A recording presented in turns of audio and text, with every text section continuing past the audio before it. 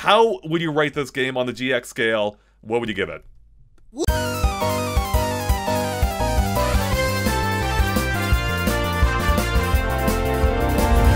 Jake, have I ever told you about my favorite Pokemon game? No, tell me. It is this game right here, the Pokemon trading card game on Game Boy, or now on Switch as well, of course. It just recently came to the Switch Online service, and let me tell you, Jake, I booted up. It instantly took me back to, well, I guess a few months ago when I was playing in my Analogue Pocket, but also when I played it as a kid, or being closer to a kid, whenever it came out, what, 2000? And I remember having so much fun with this game. I continued to have fun with it when I revisited it last year, and I continue to have even more fun with it yesterday on stream, especially because this game is arguably better than ever, because it now works online, which means it's easier than ever to connect with others and battle your own custom deck. So that kind of like blew my mind. So Jake, this game is amazing, and I think you may feel similarly to me. Oh, 100%. First off, these Game Boy Color games have been just washing me in nostalgia. I didn't realize until they came to Switch that this was what I was doing the entire time I was a baby. So I started playing Pokemon trading card game, and immediately, like, so fast, I was like, oh, it turns out I have core memories of this game. It all comes rushing back to me. But then I start playing it, and I'm consistently impressed with the presentation, the mechanics, the way they organized the game, the UI, all of this stuff that is just like firing so well. And I honestly like can't believe how good it is for the time in which it came out.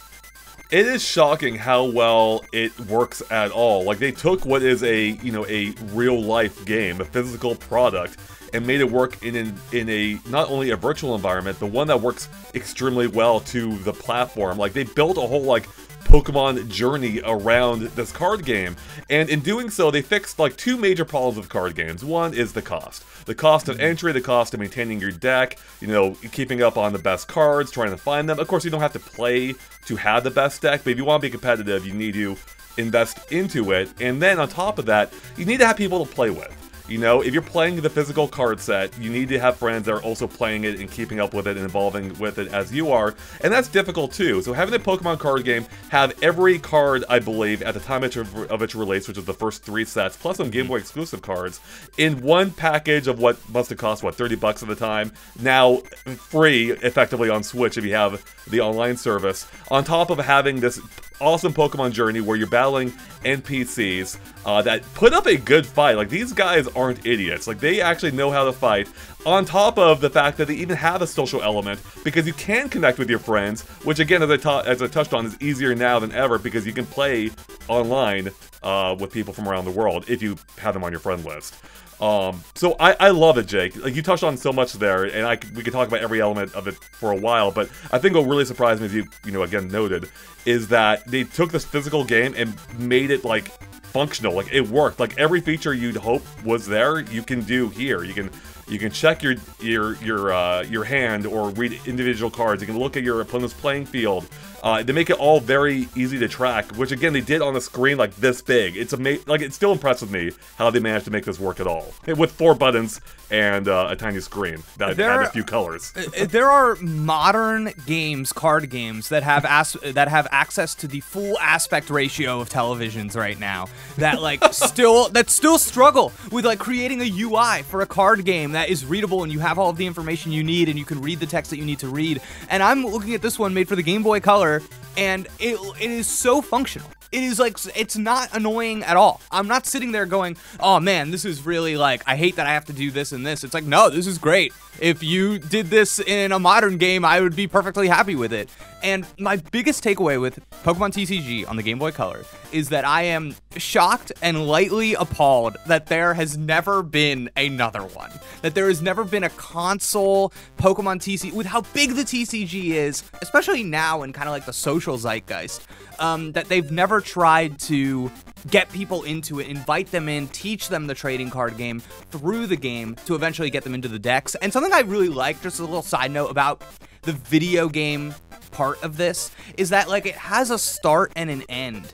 And Right. it's not a live game that is constantly updating, because I don't want that. I don't want to have to constantly learn new rule sets and new types of cards and new mechanics as the TCG evolves. I think that's great for the actual TCG. But for me, a video game player, I want that one thing. I want that these are the packs, these are the cards, these are the mechanics, here is your package. I think that's really awesome and a huge, just like missing tentpole that the Pokemon Company could have nowadays.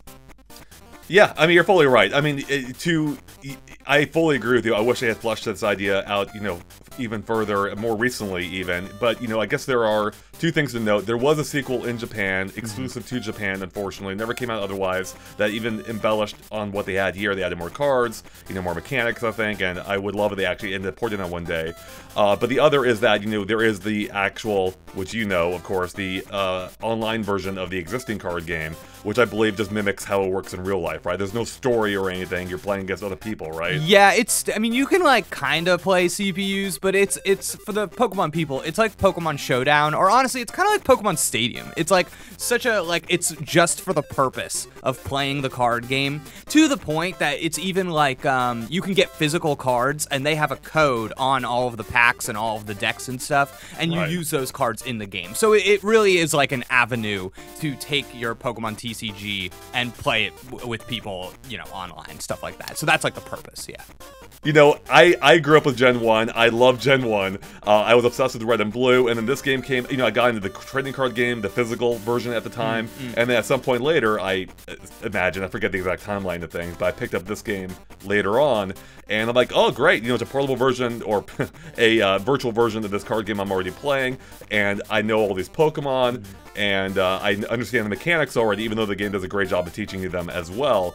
But I love that when I play this now, like, it is that snapshot of time of Pokemon when it was simpler, And I love that. So I instantly recognize all the Pokemon. The mechanics I recognize the mechanics, but I've tried getting back into the card game at a couple of points in recent history, and, in an overall sense, it's still similar, but there's a lot of new stuff, too, and, like, I find it a little off-putting. Like, at some point they had, like, Pokemon, huge special Pokemon that were split between two cards, and then they were like they got more powerful. I'm like, I don't like that stuff. So I love going back to this. It's simple, I recognize it, and the fact that it is the card game as I remembered it is kind of special to me. I'm like, yeah, I like this. You didn't have like cards that were dealing out ridiculous amounts of damage because of how card games evolve over time, where everything escalates. It's like, no, I'm dealing 10 damage this time, and you know what? That still feels meaningful.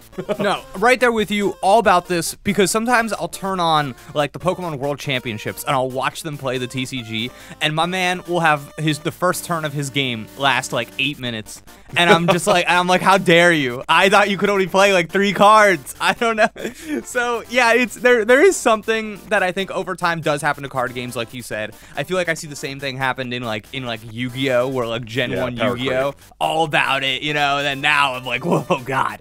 But another thing is that I think it's less nostalgia than you might think, because I kind of have this theory that if there was a modern Pokemon game and you're playing trading card game and you're like playing it on Switch and you get this starter deck, and like maybe when you get a new card, it like alongside the art there's like a funny little animation like 2 seconds long, and I think there is a chance that it could bring you in. That it would actually make you go, oh man, I have an attachment to this card and this guy and now this thing, and I saw this person use that and I thought that looked cool, and now maybe I'm kind of curious about using these things in another Pokemon game. Now when I go over to the next Pokemon game, I have an attachment from the card game to that thing. That is another way of like pulling people in and getting them attached to the world and the creatures. With that said, gotta hand it to my Game Boy Color artists on Pokemon TCG, because I have not seen these cards in years, but I get Machamp and I go, I know that one. I had that one. That rules. And they got it. They made it work. It looks like what it's supposed to look like. Yeah. They did a good job. Like, we're fortunate that the Game Boy Color had just come out at that point, so they could actually add some color to these cards. And yeah, they're not a perfect representation of the actual real life cards, but they did the best they could. They stand out, you instantly recognize them, and yeah, it's great. And again, just the way to capture not just the essence, the entirety of the card game at that point in time truly impresses me. You know, and how they managed to cram all of that into a tiny cartridge with a handful of buttons on a limited screen, like it still blows my mind. And there is something about that simplicity too that I really like. Like the fact that they were forced to make these decisions to cram it all in makes it, you know, they had to think about every element, you know, and it works for the most part. You know, I did have someone comment to me, I think either on Twitter or on our video, that they found it a little clunky, and I can see that, but like, once they get used to the flow, it's not a problem, you know? Like, once you understand, like, how to get back to your cards and take a look at them or see your opponent's damage, I think it's all pretty simple, and in some respects easier than playing it in real life, because you have to reach over the table, grab your opponent's card, look at what they're capable of, you know?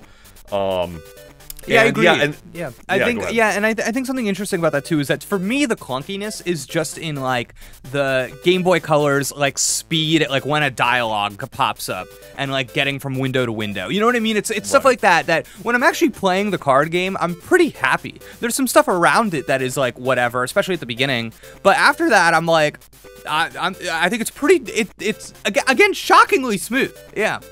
Yeah. No, like, you know, you'll have occasional messages like, you know, the computer's thinking or they're thinking or whatever, but it's like instant. It takes no time. I've seen chess games that take longer, and you know, maybe because they're more complex, but point is, like, there is a lot going on under the hood here, seemingly. I feel like the computer isn't all that exploitable. I'm sure there are exploits. I haven't found them. I'm not big brain enough to. And, you know, it challenged me enough that I actually have to use strategy when taking on the computers here. And I love that they packaged all of it in this, like, you know, again, Pokemon-esque adventure. You have basically the same sprites as you're walking around. Jake, this is effectively the first true open world Pokemon. You can literally go to any gym you want, and granted, you're not physically walking there. It's a world map, but still, I love that. They can go out of order if you want, and that completely will change your gameplay experience, because you're gonna have different cards when you approach them. You know, depending on what starter deck, especially you picked at the beginning, but then how you can modify that. And I find, for me personally, I find the level of strategy here and the amount of control I have far more rewarding than the Pokemon games. And I don't mean that to trash on the Pokemon games. They're just not for me these days. But I go back to this, I'm like, I love everything about this. The reward for getting a booster pack and seeing immediately the cards that they give you access to. I love customizing the deck. I love every purpose each card has, and the fact that I can't necessarily depend on them, because of course RNG is a factor as in any trading card game, and the Pokemon I want, I may not ever get. And then when you take out an opponent's Pokemon, you get the reward of one of your cards from your reward area. I love that too. I'm like, yes, you know, that's what I want. I needed that energy or that Pokemon then. Just everything about the game feels crafted to reward me, and I love that. Yeah, it's funny. I think for like all of the RPG that Pokemon is, and how much of Pokemon is the building of the team and the choices that you make before a battle, it doesn't have so many choices. It does at the extremely high levels, but like when you're actually in a battle, it really comes down to which of these 4 moves are you going to use, or are you going to switch to somebody else. Whereas in this trading card game, your mental stack is much thicker, and it's like, okay, I can plan in so many different ways. There are like the energy card system I'm like obsessed with, because it's so good. It's even just like on a simple level of, am I going to give this little boost to the person that's in the front right now so that I can maybe do something immediately, or am I going to give it to somebody in the back so that I have a more prepared person maybe in 1 or 2 turns? It's like, even that is a level of thinking that's like, for the average person playing Pokemon, normal RPGs, it's not quite there. It's not quite there for the average person. So yeah, there is something here that I think is really rewarding, and I think is maybe pulling on something that a lot of Pokemon players maybe have friction with and wish that the franchise had more of. So it is weird to have, you know, you see it all the time on the internet, this desire for maybe a slightly more difficult, to use a broad word, Pokemon game. And it's weird to feel that I'm being fed by a re-release of a Game Boy Color game. It's weird that I'm like, oh yeah, no, this is it. Yeah, great, you know. Yeah, I think maybe part of it is just that, like, I don't know, it's hard to say. Like, you know, part of what I love is the fact that they did wrap it up in a pseudo Pokemon journey. Yeah. But at the end of the day, that's just, you know, largely wrapping paper, because the core of the gameplay is still just the card battles. And it's interesting for me, and maybe this just speaks more in my perspective, like, if I'm playing a Pokemon game, you know, eventually I can start burning out those trainer battles. You know, I feel like they're a barrier to me just getting to the end of the game. Whereas here, like, this is the meat of the game. Like, those battles are everything, and I relish every one because I enjoy it. I enjoy, you know, seeing what my hand's going to be, how I'm going to use that to counter the opponent, and make best use of the... You know, it's funny because each Pokemon in this game only has at most 2 attacks, and I feel like that makes me think so much more than I ever have to do in Pokemon, because I'm like, okay, which of these am I gonna use? Am I gonna swap out to another? Am I gonna instead use trainer cards and do something else? I just love the amount, as you touched on, the depth of the amount of actions you have here. I can't believe you just, like, something just clicked in my brain where it's like you only ever have 2 attacks. I'm like, oh my god, it doesn't feel like that. It doesn't, No, yeah, it doesn't. It feels like the world is wide open. Dear God. Yeah, it's funny, and I think there's still a lot of what I like, these kind of simple, silly decisions that I like about Pokemon. I really like that the professor at the beginning is like, do you want the Charmander, the Squirtle, or the Bulbasaur deck? Like, that's such a great choice that I immediately have like an emotional connection. So I pick my Bulbasaur deck. And then you go to that, awesome. And then you go to that map, and I'm like, okay, I know I'm going to the Rock Gym because I'm strong against them, but also I know that the Rock Gym has like fighting type Pokemon, which are like my favorite a lot of the time. So I'm like, okay, I can go get them, and I can go make a deck that has like Machamp and stuff in it, and that feels so much like a Pokemon game. It feels like, oh, I'm going after my favorite Pokemon. I'm like thinking about the type that I'm using, like stuff like that. Like it's such a great little synergy with this card game. It doesn't feel like a card game in a Pokemon skin. It feels like a genuine article. I still don't fully understand the backstory of the Pokemon trading card game. I know Wizards of the Coast was involved, but I don't know they developed the mechanics itself. Oh, I don't know. Whoever did, though, yeah, I think was a genius. Yeah. And then the card game, the Game Boy game, wasn't made by Game Freak. It was actually made by Hudson, which surprised me. I thought it was Game Freak. I should have known better, because this game is amazing. And of course it wouldn't be. They made some good games back in the day, didn't they? They did. I remember seeing Hudson? that logo a lot. Yeah, they did Mario Party. Yeah, they were involved with a good amount of good games then. In any case, Jake, there's something else too I touched on earlier, that this game is arguably better than ever, because I played it online with our community. And that's something that has not been possible, at least officially, before. And that felt amazing. Everyone had enough time to start customizing their deck to a degree. So I started engaging in random battles. And I was shocked by how well this works. Because it feels like it feels like it could be a modern online game minus, you know, the old school presentation. Because there is no lag. There is no delay. Because everything with how the Game Boy worked is all running locally. And it doesn't matter if the data gets, you know, if there's any delay or not. Yeah, because they're playing a trading card game. So you don't notice any lag or latency or anything, and I was shocked by not how well it worked on a fundamental level, but also like the control I had. Like when it's my opponent's turn, I can still check my cards. I can look at, you know, what they have on the table, and that surprised me. Like little touches like that, I expected not to be able to do anything, but I could still, you know, at least prepare for my next move, and I thought that was brilliant. And then on top of it all, not only can we now play online for the first time ever, but the card pop feature works too. I thought for sure this was going to be gone, Jake, because this used the Game Boy Color's IR camera sensor thing, where you could quickly exchange data with someone else. In this case, you could use it to just pop with someone, and you each earn a random bonus card for free, which is a fun little thing. And you can do it here too. They replicated that feature, which I thought for sure would be cut, and now opens the door to that returning in other upcoming games. Although no game really used it for anything super cool or anything, but that little feature, like, I'm like, hey, they actually put care into this. I'm impressed. Yeah, it's funny. There's something like really just like wholesome happening that I realize this is a little bit old hat, but like I'm the age where I was a kid with my brother. We both had our Game Boys, we had our link cable, and like that's how we played with each other. And there's something cool about like now we're adults, we live in separate places, we're far away from each other, and guess what? We can turn our things on and online do that exact same thing that we did as kids. Like there's something kind of sweet about that. So that's not lost on me at all, and it definitely gives me motivation now to like build decks and stuff. Like it definitely adds that into now. I wanna like play against you and play against the community and like get my decks together. Like that's gonna be so fun. I'm like I'm motivated. Yeah. I think we gotta do the stream, Jake. We gotta stream our Pokemon trading card game. Is there enough kind of stuff on top because of Nintendo Switch Online that this puts it over playing it on the Analog Pocket for you? The online, yeah, 100%. Like, Yeah, okay. When it comes to form factor, I will almost always prefer the Analog Pocket. It reminds me of the Game Boy. It's smaller, it's cuter. I like that. I'm playing on my Switch. But because of the online, I'm going to be playing it here. Because I can't do online on the Analog Pocket. And now I feel like when I revisited it about a year or so ago and played through most of it, I feel like I almost wasted my time because that deck is locked to that game. I can't do it, unless I have a friend locally with their own Analog Pocket and the game. I'm not going to be playing any Pokemon battles. But now with it being online, I can play with anyone that's on my friend list, and yeah, I feel like I'm motivated now to build a cool, kick-ass deck.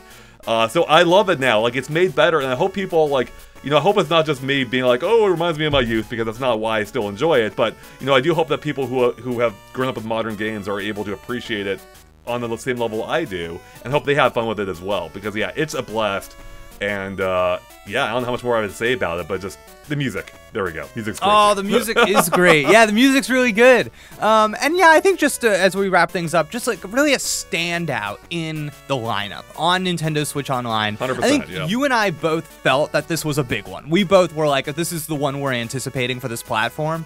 And to start playing it up and not only feel like it's delivered for me personally, but I'm sitting there going, this is like too good. This is like we're wasting it right now. It's like it's so good. I think it's a really cool just like addition to the Nintendo Switch library and the Nintendo Switch online platform. And I'm just like in a desperate state right now where I hope someday if Pokemon Company, Game Freak, whoever comes out and says, hey, here's like a fun, cute little Pokemon TCG game for modern platforms. That would make me so happy. But Jake, I hope Nintendo's got stats on this. I hope a lot of people play it, because I truly hope this opens the door now for them finally translating the Japan exclusive sequel, because I would adore playing that. I know there are unofficial fan patches for the ROMs out there. I've not tried them myself, but I would love Nintendo fully made a proper localized version that we can all play on our Switch, play together. That'd be amazing after this game. So. Maybe I'm just a sweet little baby, but I don't think it would be that hard for them to, if they've got the ROM for the Japanese version, they can go in there, they can see all the Japanese text. I can't imagine that it would be, fans have done this. People have done this for no money. Yeah, it's been done, right. Like, I can't imagine it would be that hard to do. Yeah. Even Nintendo has flirted with this with the Fire Emblem, the original Fire Emblem being translated here for the anniversary, the 30th anniversary, was it? I forgot, yes. Yeah, oh so there God. is precedent. They could do it. And that's how you add even more value to Switch Online, like with Star Fox 2, bringing a never-released game outside of the SNES Classic to the service. Awesome. Do that for this. Like, that's how you build even more value. So I would love that. In any case, Jake, I think we should wrap it up. How would you rate this game on the GX scale? What would you give it? Love this game. Yes. Yes. Yes. 100%. Right here, right there with you. Okay. I love this game too. I love it. It's still great going back. Even though it looks dated, it doesn't feel dated too much. I'm impressed by how well everything works, and I think there is a charm to the datedness as well. The color palette is like awesome. I love the one that they went with. It feels like super varied. I like all the little characters are fun. The map is like a sweet map. It's like every time they show me something new, I'm a little impressed. I'm like, oh man, that was well done. That was well done. That was well, it's like really, it makes me wonder if this is like a top 5 Game Boy Color game. Honestly, I would say so. I think so it is. Yeah. We may have to think about this for sure for a little bit more. Maybe we'll do a video at some point, but I actually think it would be. It's hard to think of too many others that I'll put on the same level as this. And Jake, there is too, I think, a charm in seeing a developer work to the best of their ability within the constraints of the hardware at the time. Yeah. That just simply can't be recaptured by even intentionally trying to force yourself to do that. Like with a Shovel Knight, for instance. Shovel Knight's great, but like there is a charm to something from that era, that just I feel like you just can't really capture without literally using that exact same hardware. So yeah, I agree. It's crazy that like I think there's so much that maybe as like a 6-year-old or whatever I didn't realize were reasons why I liked the game, and looking now I can see just how good and compelling it is, and how like what was accomplished there, and how obviously I see now like of course this hooked me. Of course I loved this. Yeah, it's cool. Yeah. So in short, everyone, play the trading card game. Even if you're not a huge Pokemon fan, like, you know, myself these days, though I was at the time. Yeah. It's a ton of fun, especially if you give it the time to learn the mechanics and play with friends if you can. It's a blast. Again, it's free on Switch Online if you have Switch Online. No reason not to check it out, and hopefully you like it as much as we did. So. And maybe you'll play us in the future. Yes, maybe. We already took on a few people from our community. I'm 3 for 3 now, Jake. So I don't know who's gonna be the one who, if there is one, capable of besting my currently because kind I of think what we have deck. to do, Andre, is that we have to make a GameXplain gym, okay? And we'll make a little badge. And if people beat us, we'll give them the badge. They get the badge. Yeah. This is brilliant, Jake. We're doing this. This is going to happen. And you and I, we will have to fight to be the gym leader. Right. And then the other one gets to be the pawn. The pawn. All right, everyone. Let us know what you thought of the Pokemon trading card game in the comments below, or if you're excited to visit it based on our review of it. So, because we give it basically the highest accolades. It's a great game. Check it out. So with that, thanks for watching. Of course, stay tuned to Jake and my upcoming Pokemon trading card game battle. Should be fun, along with what maybe a GameXplain gym here. I can't wait. Everyone, we'll catch you later. Have a good one. Bye.